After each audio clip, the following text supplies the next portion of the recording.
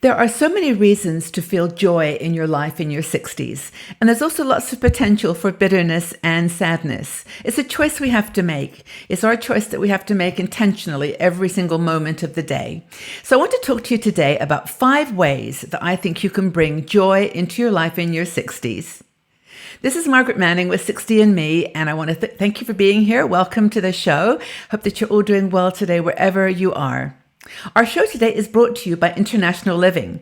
Now, International Living is a company who helps people make a decision about whether to retire abroad and where to retire. They have ambassadors on the ground who are writing stories and articles on what the real world situation is in those places to help people make a better decision about retiring overseas. So you can check out their website at internationalliving.com/60andme, and they will send you resources and reports that you request. So, joy.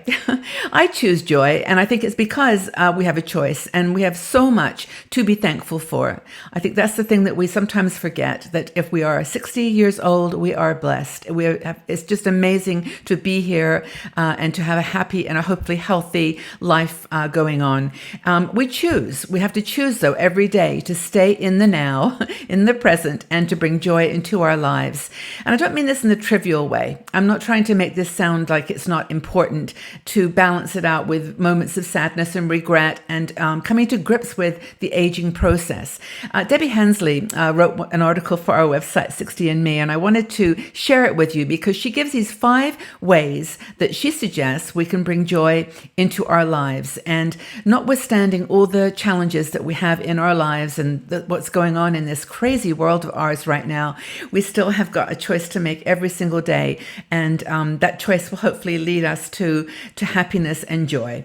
Now, there's things that will happen. Health will decline. She says her grandchildren will drive, which is a terrifying thought. Yikes. That our little grandkids will eventually be driving cars. I mean, things are going to happen, and there's going to be worries, and there's going to be moments of upheaval, things that aren't going exactly right. It's like, I don't know whether you've ever cruised in the Bay of Biscay. The Bay of Biscay is in the south of France, and it's Spain, and it's one of those places where it's always rough. The seas are always rough. Now, the one time I was there, it was smooth, and I went to meet with the captain because we had an opportunity to go into the place where he was, and we had a chance to chat about the experience, and it was so smooth. He said he's never seen it like that before. But the Bay of Biscay is, like, for me, an analogy for troubled times. And every family, or many families, go through the Bay of Biscay, and they know it's going to be turbulent, and they know it's going to be rough. So they prepare, and they help and hold each other, and they help each other get through this bumpy road. And this is what happens. These are real life scenarios. We don't have choices sometimes for the things that befall us, but Debbie, like I am going to choose joy. I'm going to go with joy. And here's some tips. Here's some ways that you can achieve joy in your life, and maybe this will help you to get through those bumpy seas that you might be going through at the moment. The first thing is to let go of expectations. When you ask people what their favorite mantra is, or their sort of phrase that gives them the strength and power, a lot of people will say, "All this will pass." And it's true. The rough seas don't last forever, and they do pass. And it's really when the clear air comes and it just things have gone over and we've adapted and maybe changed our life because of some issue that's happened, then we can move forward. But you have to not have expectations. Don't expect. This is just from my experience. Don't expect a call every day from your children. Don't expect your grandchildren to be like chirpy and full of conversation when you give them a call. It won't happen. Don't anticipate gifts for the holidays. If you want something, you have to get it or ask for it. People just don't read your mind, and it's just one of those things. Just don't expect things to happen. Don't expect perfect weather. Rough, calm seas. When they happen, it's a huge surprise and wonderful. But that's, I think, the first thing is don't have expectations that are so narrow that you are upset when they don't get met. Another thing is to live in the moment. Easier said than done. We know this, but meditation for me helps a lot. I do meditate every day, and whenever I have something that's on my mind, I go back to my practice and I just feel like it's going to be okay. and I focus maybe on the part of my body that's, I've got an ache or a pain or I don't feel well, and or something's going on outside. Meditation has helped me. Maybe will for you as well. That's number 2. Don't invent the future. This is a good one, actually. Debbie gives a good example of this one. It's basically where you don't have to anticipate something happening. She gives an example of her mom. Her mom was 72, and no one in the family had ever lived beyond 72. And when her mom passed 72, she was like, she gave up. And she kind of just went into a little depression. And she said that her mom was she just couldn't, imagine a future where she would be 73. Well, in fact, as it turned out, she turned out to be skydiving or jumping out of a plane when she was 80 and lived to be in 90 and maybe close to 100. But that was, she just didn't have it in her head that she would live past 52. And it was the same with my mom, 72. And it was the same with my mom. My mom died when she was 50. And for years, I honestly thought I was not going to make it past 50. And when I got to 50, it was really quite traumatic because I was in perfect health. Everything was great. But it was just that emotional. I had created a future which didn't exist. So that's that one. Another thing is don't live in the past. Yes, we've done things in the past that we all regret. We know that we've done things that we would consider a mistake. You've got to let it go. You just have to honestly let it go. And you can't keep punishing yourself for things that happened before. There's been births, deaths, victories, successes, losses. You've lost jobs, probably. You've gained, accomplishments.